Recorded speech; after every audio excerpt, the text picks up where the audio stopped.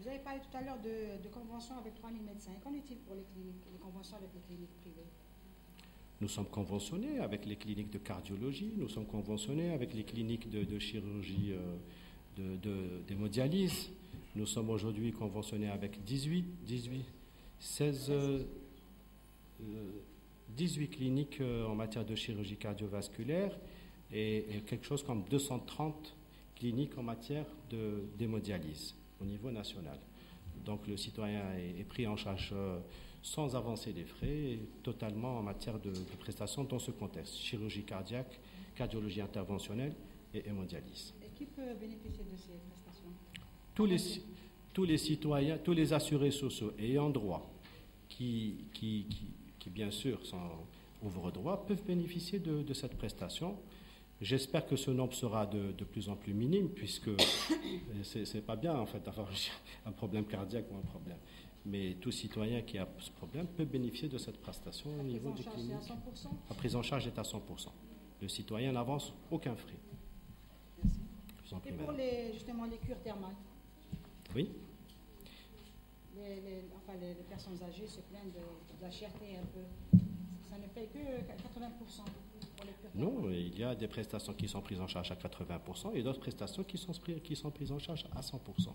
Nous sommes conventionnés avec les stations thermales pour leur adresser nos assurés. Les stations thermales travaillant sous le concept du tourisme, donc il y a certaines taxes qui sont imposées aux malades, enfin à l'assuré social, et on ne peut pas s'ingérer malheureusement dans cet aspect, mais pour ce qui est des tarifs conventionnels, nous payons bien sûr soit à 80% ou 100% en fonction des cas qui sont cités dans la dite convention.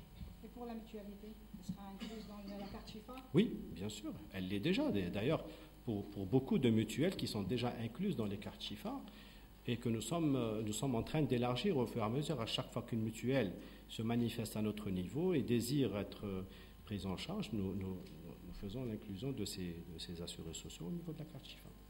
Merci. C'est-à-dire qu'aujourd'hui, la carte Chifa, il y a deux possibilités de remboursement à 100%.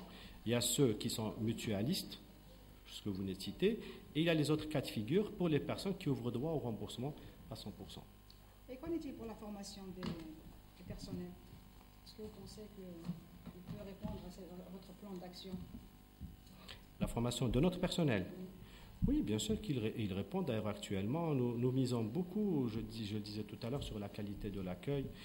Mais aujourd'hui, pour ce qui est de la formation, donc il y a un grand volet qui est accordé à cet aspect en interne, puisque nous faisons des formations régulières à nos employés, même ceux qui viennent du Sud.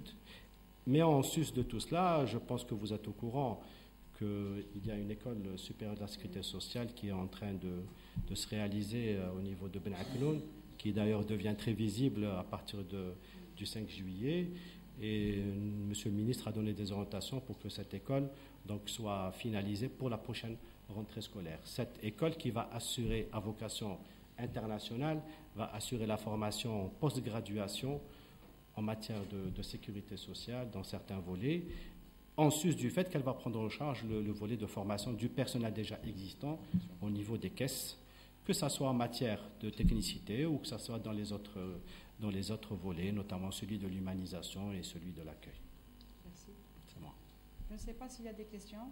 Apparemment, on a fait le tour du sujet très très rapidement, M. Mouloka. Donc, je vous laisse le mot de la fin, s'il vous plaît. Le mot de la fin, déjà? Oui.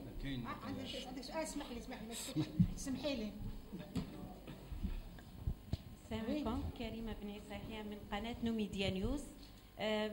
سيد حبينا نسألوك على ما هي الإجراءات الجديدة التي طرأت على خدمات بطاقة الشفاء؟ فاش تتمثل هذه الإجراءات الجديدة اللي طرأت على هذه البطاقة؟ سؤالي الثاني هو ما هو تقييمكم لنظام التأمينات الاجتماعية على مستوى خدمات القطاع؟ Je n'ai pas compris la deuxième ربما question. جينا احنا روطار ما لحقناش déjà في البداية، répondu, لكن حبينا تقييمكم لنظام التأمينات الاجتماعية على مستوى قطاع خدمات. Je réponds à la première question par rapport à la carte Chifa. Je l'ai dit tout à l'heure, il y a la modernisation et l'informatisation qui nous assistent beaucoup dans cet aspect. Le système est un système évolutif. Si vous vous rappelez, il y a de cela plus de 10 ans, quand on avait mis en place la carte Chifa, elle était très très limitée dans son bénéfice et dans son utilisation. Mais avec le temps, vous avez remarqué, avant, l'assuré social ou le citoyen pouvait utiliser cette carte uniquement dans une officine de son quartier. Aujourd'hui, il a la possibilité d'utiliser cette carte au niveau de n'importe quelle pharmacie du pays. C'est pour vous dire que le processus est en constante évolution. S'il y a d'autres aspects qui vont être inclus dans cette carte, on vous en fera part au fur et à mesure de la mise en place d'un tel processus. Mais vous comprendrez, vous avez remarqué que nous avons beaucoup évolué, puisqu'au début, la carte était limitée à une officine, elle était limitée à une frange de la population. Aujourd'hui, elle est ouverte à toute la population, puisque nous avons sur le terrain plus de 10 millions de cartes, à peu près 10 500 000 cartes Chifa qui sont distribuées à nos assurés sociaux et ayant droit. Par rapport à la deuxième question que nous avons évoquée tout à l'heure en début de séance, donc le système actuellement est très généreux en matière de sécurité sociale puisqu'il touche à toutes les branches, que ce soit en matière de maternité, en matière de produits pharmaceutiques, en matière d'arrêt de travail, etc. Merci. On prend la question de monsieur, notre ami de Eco Magazine. Bonjour. Ah. Vous avez dit tout à l'heure que la CNAS est un bon payeur. Oui. Cependant, je trouve que la CNAS ne défend pas suffisamment le client ou bien l'assuré social. Dans le sens où, quand il se présente chez un médecin, il paye des honoraires à 2000 dinars, parfois 2500 dinars, or qu'il se fait rembourser sur 600 dinars ou 650 dinars. Pourquoi pas il n'y a pas une mise à jour des honoraires des consultations? Que tout le monde trouvera son compte. D'ailleurs, beaucoup de gens, devant cette situation, ils évitent de partir chez le médecin parce que peut-être il n'a pas les moyens de se faire soigner. Donc pourquoi ce retrait de la CNAS du système de remboursement équitable? C'est-à-dire quand on débourse 2000 dinars, on se fait rembourser à hauteur de 80% et cela d'une. L'autre question, il y a que la dernière fois, il y a une annonce du conventionnement des laboratoires et des centres d'imagerie. Ça a été annoncé pour le lancer à la fin de l'année 2014. Pourquoi il n'a pas été lancé cette opération? Et une autre question, pourquoi vous ne généralisez pas justement la convention des médecins généralistes? Qu'est-ce qui empêche cette généralisation? Et je vous remercie. Merci à vous. Je crois que vous aussi, apparemment, il est venu en retard parce que nous avons déjà répondu à la première question qui a été avancée par la journaliste de Massa. Je pense que je vais quand même revenir sur la question, puisque votre première réponse votre première question est en rapport aussi avec la troisième. Vous avez parlé des honoraires qui sont très chers, vous avez parlé de 2000 dinars, vous avez parlé de 4000 dinars. Moi, je vous poserai une question en retour. Sur quelle base, aujourd'hui, un médecin perçoit 2000 dinars, 3000 dinars ou 5000 dinars? Et si demain vous partez, on vous impose 20 000 dinars, vous allez payer 20 000 dinars? Je nous pose la question. Aujourd'hui, sur quel ancrage juridique les honoraires des consultations sont fixés par les médecins? Ils sont libres de demander ce qu'ils veulent. C'est leur choix, c'est leur volonté. Mais ils ne peuvent pas nous imposer aussi de rembourser en fonction de ce qu'ils nous imposent comme tarif. Cependant, pour trouver un terrain d'entente, et là je réponds à votre troisième question, pour trouver ce terrain d'entente, nous avons mis en place justement cette convention avec le médecin traitant pour essayer de trouver un terrain qui soit avantageux pour la caisse et pour le citoyen. Beaucoup de médecins ont adhéré, je citais tout à l'heure le nombre de 3000, mais le champ est ouvert.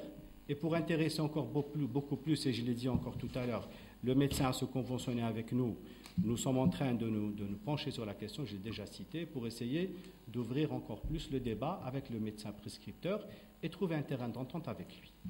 Et les deux aspects que je viens d'évoquer sont en rapport avec votre deuxième question, par rapport au laboratoire d'analyse et centre d'imagerie. Là aussi, il se pose justement le problème des honoraires à payer, puisque là aussi les honoraires n'obéissent pas encore aux montants qui sont actuellement fixés par les textes. Donc si nous arrivons à trouver un terrain d'entente, nous nous conventionnerons avec tous les prestataires de soins qui le désireront, mais bien sûr tout en préservant votre argent.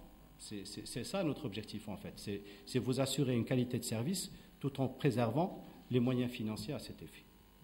Merci. Merci M. Mlouka. شايف لك كاين أسئلة زميلة تعني ميديا عندك سؤال؟ تفضلي أنيسة. السلام عليكم مجددا، شكرا مرة ثانية.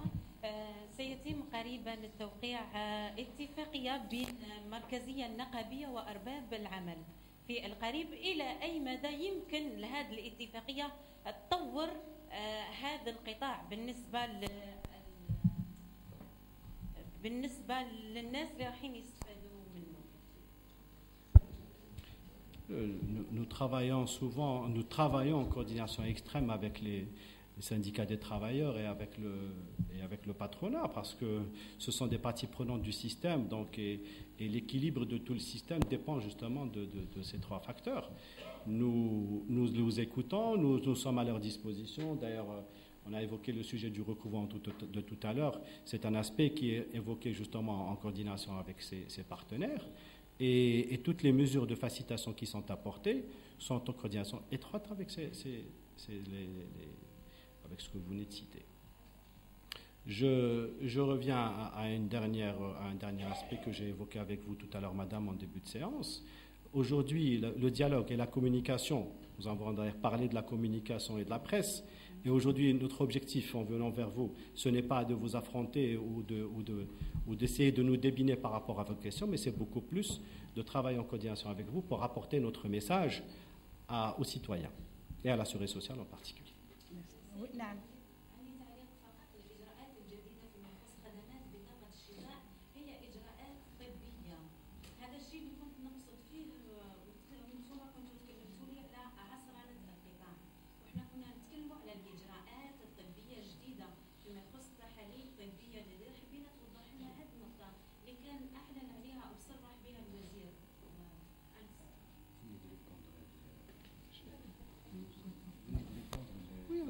On a répondu à la question, madame. On a répondu à la question. J'ai répondu à ces questions, madame. Donc, M. Mlouka, donc on a fait le tour de la question. Donc, je vous laisse le mot de la fin, si vous permettez. Le mot de la fin, j'axerai mon mot beaucoup plus sur deux points. Je reviens encore une fois sur les orientations de M. le ministre, qui sont celles relatives particulièrement au recouvrement de l'année 2015. J'invite encore une fois les employeurs et les adhérents qui ont des difficultés de payer leurs créances, de se rapprocher de nos services. Nous sommes à leur écoute pour pouvoir répondre favorablement à leurs besoins en apportant toutes les facilitations en matière de paiement pour la cotisation principale. Merci. Le deuxième point, c'est celui des réseaux sociaux. Ça aussi, c'est un aspect qui a été mis en exergue par Monsieur le ministre et les services centraux du ministère pour nous rapprocher du citoyen. Nous sommes aujourd'hui en communication étroite et permanente avec le citoyen et avec l'usager en matière de réseaux sociaux. Nous avons d'ailleurs des sites web qui sont à la disposition de tout un chacun pour pouvoir s'imprégner au quotidien de ce qui se passe. Nous sommes aussi à l'écoute par le biais de ces réseaux pour tout ce qui est doléances. Nous avons dans ce contexte aussi des cellules d'écoute au niveau de toutes les structures pour pouvoir apporter un plus aux citoyens et résoudre ces problèmes du quotidien. Je pense que le deuxième aspect que je viens d'évoquer est évocateur et complémentaire de ce que j'ai dit tout à l'heure par rapport au partenariat de la CNAS avec la presse. Merci beaucoup, madame. Merci à vous. Merci d'avoir accepté notre invitation. Avec plaisir, madame. Merci beaucoup. Au revoir.